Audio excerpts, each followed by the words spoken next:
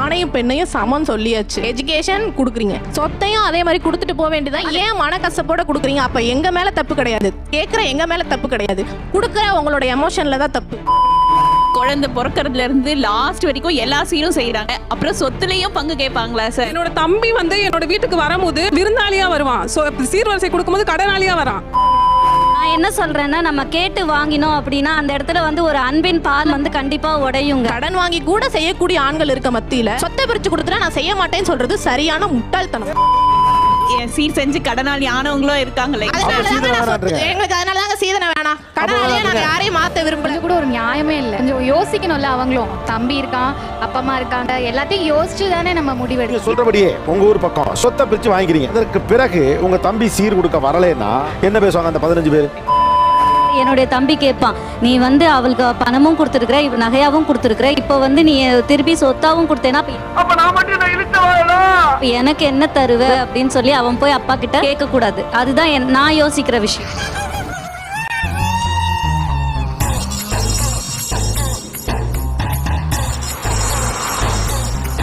சீதனை வேண்டாம், முறைப்படி சொத்து பிரிப்பாங்கல்ல, அப்ப எனக்கு சொத்தை கொடுங்க, என்னுடைய பங்கு அங்க கொடுங்கன்னு எந்த புள்ளியில நீங்க முடிவெடுத்தீங்க?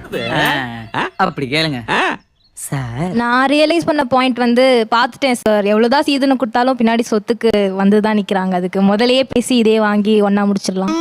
நல்ல மனசுமா, அப்படித்தான் இருக்கணும். சோ எப்படியா இருந்தாலும் ஃபியூச்சர்ல சொத்துக்காக நம்ம போய் நிக்க தான் போறோம். அதுக்கு முன்னாடியே நின்று வாங்கிக்கலாம் கொடுத்துருன்னு சொல்லிடலாங்கிறதா கதை இப்படி போகுதா? எனக்கு வந்து 2 brothers. பையனையும் பொண்ணையும் தனித்தனியா பாக்குறது எனக்கு பிடிக்கல. நீ யாரு நான் யாரு? சோ அவனுக்கு என்ன பண்றீங்களோ அதே லீகலா அவனுக்கு சொத்துனா எனக்கும் சொத்தா கொடுத்துட்டீங்கன்னா டிஃபரன்ஸ் இருக்காது. Equal rights. எதா இருந்தாலும் நாளா போடுங்க பாருங்க. முதல்ல என்ன பேச்சு பேசி நான் தாய்மை அடைஞ்சோனே எனக்கு அந்த ஃபீல் வந்து, நம்ம குழந்தைக்கு நம்ம என்ன வச்சிருப்போம், இவங்க எத்தனை நாள் நமக்கு சீதனம் தருவாங்க, எத்தனை நாள் நம்ம இன்னொருத்தரை நம்பி இருக்கலாம். இதனால் தாங்கள் சொல்ல விரும்புவது சீதனம் அப்படிங்கிறது அவங்களா விருப்பப்பட்டு கொடுக்கக்கூடிய ஒரு விஷயம். அப்ப எப்படி நம்ம பிள்ளைக்கு அது வந்து சேரும்? நம்மளுடைய சொத்து நமக்கா இருந்தா எனக்கு அடுத்து என் தலைமுறையை வந்து சேரும். அடேங்கப்பா, ரொம்ப விவரமான பொண்ணாவும் இருக்கு. ரொம்ப விவரமான பொண்ணு தான். என்னதான் சீதனம் செய்முறை எதுவா இருந்தாலும் அந்த சொத்து தான் சார் அம்மா அப்பாவோட நினைவுகளை நமக்கு கொண்டு வரும். இதெல்லாம் ரொம்ப ஓவர், அளவுக்கு மீறி போய்கிட்டு. அவங்களோட ஹார்ட் ஒர்க், அவங்களோட மாரல் வேல்யூஸ் எல்லாமே நான் அடுத்த ஜென்ரேஷன் கொண்டு வரணும் அப்படின்னா அவங்க கொடுத்த அந்த வீடு, மாமூல் வேணா கேட்டு தொலையா, அதுக்கே சுத்தி வளைச்சு பேசுறேன். அவங்க வாழ்ந்த வீடு, அவங்க கொடுத்த நிலம், இதெல்லாம் வச்சுதான் நான் காட்ட முடியும். அடங்கோயால என்ன தெளிவா பேசுறீங்கடி. நீங்க சொல்ற டயலாக் கூட உச்சத்துக்கு நான் ஒரு டயலாக் வச்சிருக்கேன். சொத்து இருக்கு, அம்மா அப்பாவே சொத்து தான். இப்படி சொன்னா என்ன சூப்பரா இருக்கும். ஒரு போட்டோ, உங்க தாத்தாவோட நினைவா நான் வச்சிருக்கிறது அவருடைய போட்டோ. எனக்கு ஒண்ணும் வேணாம், இந்த போட்டோ மட்டும் போதுனே முடிச்சிடலாமே. சார் ஹார்ட் ஒர்க் சார், அம்மா அப்பா எவ்வளவு ஹார்ட் ஒர்க் பண்ணிருக்காங்க. அவ்வளவு ஹார்ட் ஒர்க் பண்ணவர் தான் இந்த போட்டோல இருக்காரு. சீர் கொண்டுட்டு வரேங்கிற பேர்ல இவங்க பண்ற கிழக்கு சீமையில சண்டையை பஞ்சாயத்து பண்ண முடியல எங்களால. அதனாலதான் வந்து சொத்தா கொடுத்துட்டீங்கன்னா அந்த பஞ்சாயத்து குறையும். வாய்ப்பில்லை ராஜா, வாய்ப்பு. நான் திருநெல்வேலி மாவட்டத்துல இருந்து வரேன். எங்களுக்கு வந்து வருஷ சீர் கல்யாணம் முடிஞ்சிச்சுன்னா ஜனவரி மாசத்துல இருந்து டிசம்பர் மாசம் வரைக்கும் 2 மாசத்துக்கு ஒரு கட்டு சீர்னு அவங்க வந்து ஆகணும். அப்ப ஒவ்வொரு வாட்டி வரும்போது ஒவ்வொரு பஞ்சாயத்து ஒவ்வொரு சண்டை. சொத்தா கொடுத்துட்டீங்கன்னா இந்த பஞ்சாயத்து குறையும். 2 மாசம் ஒரு பஞ்சாயத்து பண்றதுக்கு ஒத்த பஞ்சாயத்தை வச்சு முடிச்சு விட்டுருங்களா? இருந்தாலும் உனக்கு வாய் ரொம்ப நக்கல் தான். வீட்டுல வந்து ஒரு பிசினஸ் பண்ணணும்னு நினைச்சாங்க, என் நகையை வாங்கி வச்சுட்டாங்க. இதே நானும் பிசினஸ் பண்றேன், என் பிசினஸ்க்கு என் நகையை நான் அவங்க கிட்ட கேட்டு கூட வைக்க முடியல. அன்று நான் அதிர்ச்சி அடைந்தேன், மன உளைச்சலுக்கு ஆளானேன். சோ இது வந்து எனக்கு அஷ்யூரன்ஸ் ஃபர்ஸ்ட் கிடையவே கிடையாது. சொத்து எனக்கு தான் உரிமை, என் பேர் தான் எழுதிருக்குன்னு சொல்ல முடியாது. யோசிக்க வேண்டிய விஷயம். சீதனங்கிற முறையே மறைமுகமா என் மூலமா ஒரு மாமியாருக்கோ ஒரு நாத்தனாருக்கோ என்ன கொடுத்துற நீ ஒரு கணவருக்கோ அவங்களோட பிள்ளைங்களுக்கோ போய் சேரக்கூடிய ஒரு முறைதானே தவிர எனக்குன்னு தக்க வச்சுக்க கூடிய ஒரு சொத்து கிடையாது. பட்டிமன்றத்துல சாலன் பாப்பையா மாதிரி பேசுறேன். நான் இருக்கேன், என்னோட தங்க 2 தம்பிங்கள் இருக்காங்க. எல்லாமே எங்க பொம்பளை பிள்ளைகளுக்கே செஞ்சுட்டாங்கன்னா அவங்க தம்பி 2 பேரும் என்ன செய்வாங்க, அவங்களுக்கு கொடுக்கணும். அடுத்தப்பல அவங்களுக்கு ஒரு மன கஷ்டத்தை கொடுக்க விரும்பல. என்னுடைய தாய் தகப்பனாருக்கு மன கஷ்டத்தை கொடுக்க விரும்பல. வாலண்டியரா கொடுத்தாங்கன்னா நமக்கு சந்தோஷமா இருக்கும் சார், அவ்வளவுதான். அது பொண்ணு அதுக்கு இருக்க அறிவு உங்க 3 பேருக்கு இருக்கா இல்லடா? அவங்களுக்கு கஷ்டம் கொடுக்க கூடாதுன்னு தான் ஒரேடியா பஞ்சாயத்து பண்ணணும்னு நான் சொல்றேன். ஏன்னா அடம் பிடிக்கிறிய நீ. ஜனவரி மாசம் பொங்கப்படி கொடுக்கணும், பங்குனி உத்திரம் மார்ச்ல, ஏப்ரல் மேல சித்திரை அவல் கொடுக்கணும், ஆடி மாசம் சீர் கொடுக்கணும், அதுக்கப்புறம் செப்டம்பர் அக்டோபர் தீபாவளி கார்த்திகை தீபம். அது மாதிரி போயிட்டே இருக்கு. இப்போ நான் எங்க அம்மா அப்பாக்கு நல்லதுதான் செய்யறேன். நான் ஒரு சொத்தை கேட்கறது மூலம் நல்லதுதான் செய்யறேன். நான் கேட்டேன் தப்பா பால்கறேன். ஐயோ நீங்க கேட்டது தப்பே இல்லைங்க சிஸ்டர். நான் என்ன சொல்றேன்னா நம்ம கேட்டு வாங்கினோம் அப்படின்னா அந்த இடத்துல வந்து ஒரு அன்பின் பால் வந்து கண்டிப்பா உடையுங்க. இதெல்லாம் நீங்க சிந்திக்க வேணாம், எண்ணி பார்க்க வேணாம். என்னோட தம்பி வந்து என்னோட வீட்டுக்கு வரும்போது விருந்தாளியா வருவான். சீர்வரிசை கொடுக்கும்போது கடனாளியா வரான். நீங்க சொல்றபடியே உங்க ஊர் பக்கம் சொத்தை பிரிச்சு வாங்கிக்கிறீங்க. அதற்கு பிறகு உங்க தம்பி சீர் கொடுக்க வரலைன்னா என்ன பேசுவாங்க அந்த 15 பேர்? அப்படி கேளுங்க சார். பேசுவாங்க. ஆனா நம்ம ஸ்ட்ராங்கா சண்டை போட முடியும்ல மாமியார் கிட்ட. என்ன ரொம்ப ஈஸியா சொல்லிவிட்டீங்க. இந்த கதையெல்லாம் என்னிடத்தில் விடாதே கபோதி, போட்டு விடு.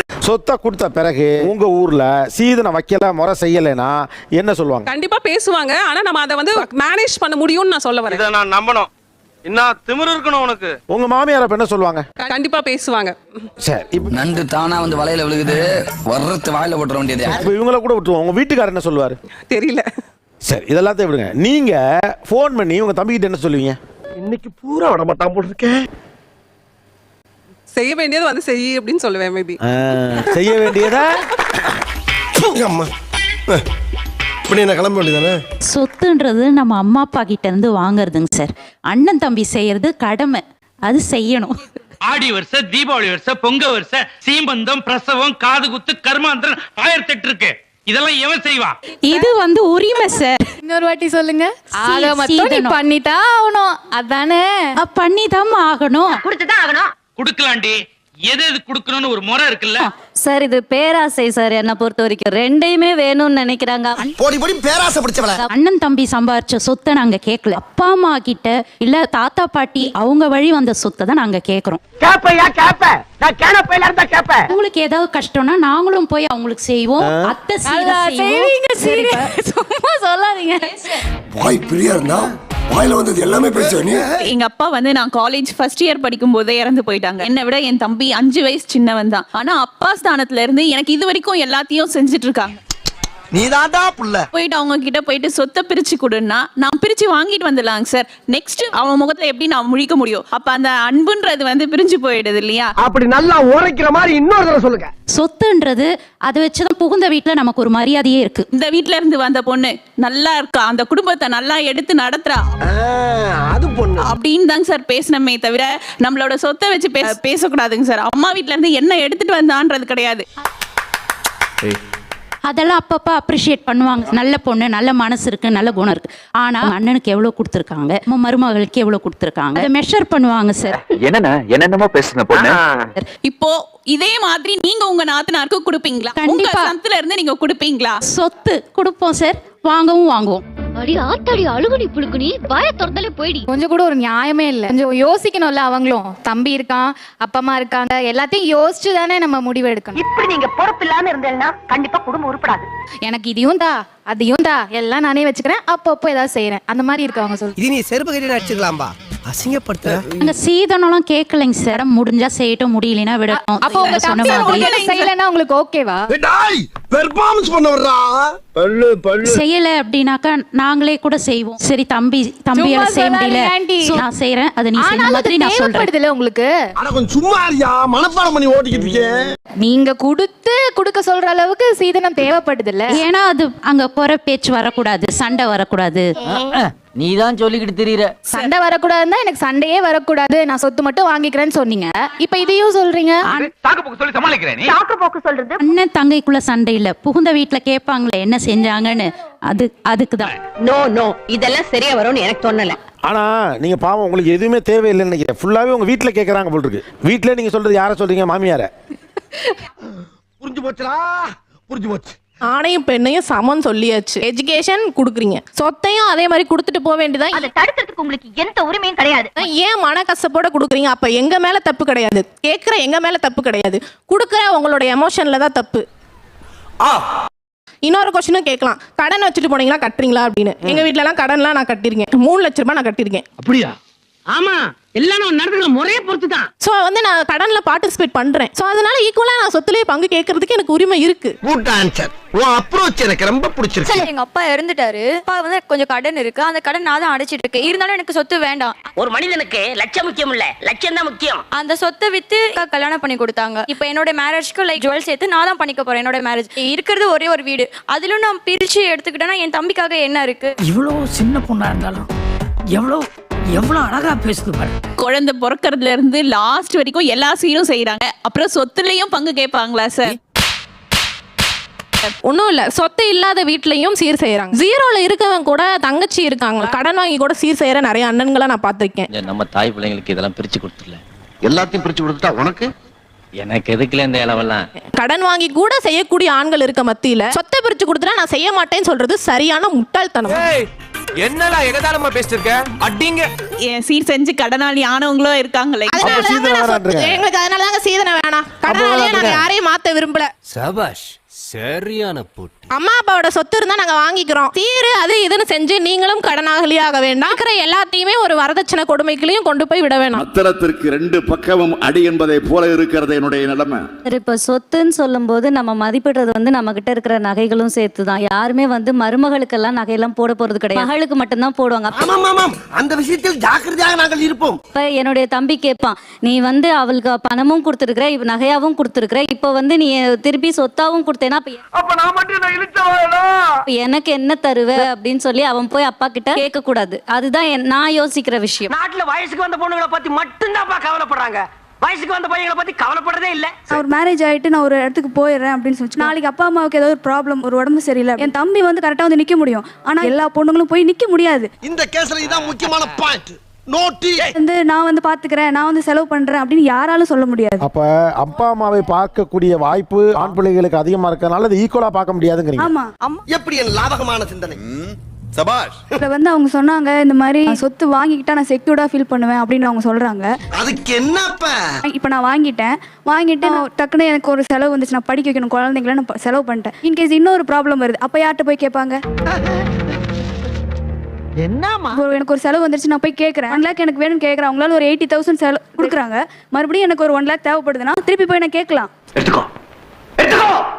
ஏன்னா எனக்கு அந்த ஃப்ரீடம் இருக்கும். இப்போ நான் சொத்து வாங்கிட்டு வந்துட்டேன், திருப்பி போய் கேட்டேன், ஏமா உனக்கு சொத்து கொடுத்தாச்சு, எதுக்கு உனக்கு திருப்பி அப்படின்னு தானே கேட்பாங்க.